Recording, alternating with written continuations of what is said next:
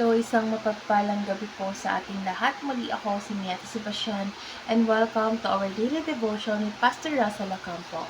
And today, our devotion talks about the Lordship of Christ over all our thoughts. And our scripture is all about 2 Corinthians chapter 10, verse 5. So, NI version, we demolish arguments and every pretensions that set itself up against the knowledge of God, and we take captive every thought to make it obedient to Christ. So, sa ASMD version po, ang sinasabi dito is ginugunaw namin ang lahat ng maling ideya at ang anumang pagmamataas na lumalaban sa kaalaman tungkol sa Diyos, at ginagawa naming bihag ang bawat kaisipan upang sumunod kay Kristo.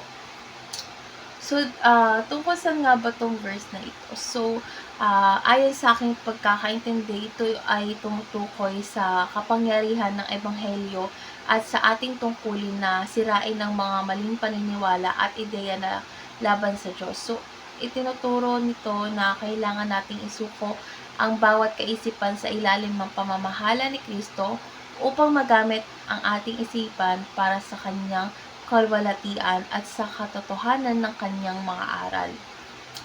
So, dadako na tayo sa ating teaching. So, yung first teaching is the Lord reigns supreme in our minds. So, si Kristo ang dapat na mamuno sa ating mga kaisipan at wala nang iba, at ang Kanyang kalooban ang dapat ang laging nangingibabaw sa ating pag-iisip. So, second is the Lord takes our thoughts captive. So, sa ilalim ng pamamahala ni Kristo, dapat nating ikulong o kontrolin ang ating mga kaisipan upang hindi tayo madala ng maling ideya at kasalanan. So, lastly, last teaching is the Lord makes our minds obedient. So, dito tinutulungan tayo ni Kristo na gawing masunurin ang ating mga kaisipan at Kanyang mga turo na nagtutulak sa atin na mamuhay ayon sa Kanyang salita.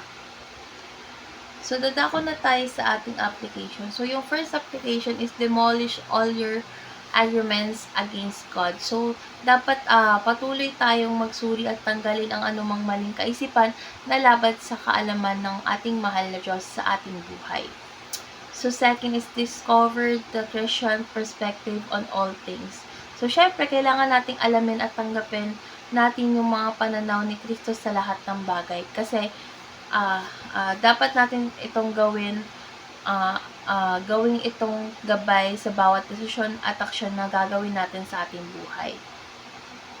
So, last application is dedicate our thoughts as captives to Christ. So, dito dapat nating ialay natin yung ating mga kaisipan kay Kristo at sikaping maging masunurin sa Kanyang kalooban sa bawat oras.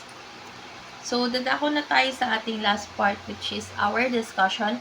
And our discussion talks about or tackles about why should we stick to the Christian perspective at all times. So, para sa akin, yung pananaw kasi ni Kristo ang nagbibigay sa atin ng tamang gabay sa bawat aspeto ng ating buhay.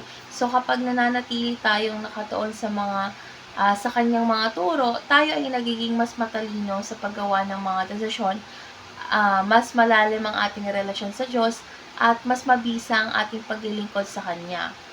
So, dito kasi pinoprotektahan tayo ng pananaw ni Kristo mula sa kasinungalingan at mga maling pananaw ng mundo, at tinutulungan tayo nitong maging mas matatag sa ating pananampalataya na patuloy na namumuhay ayon sa Kanyang kalooban.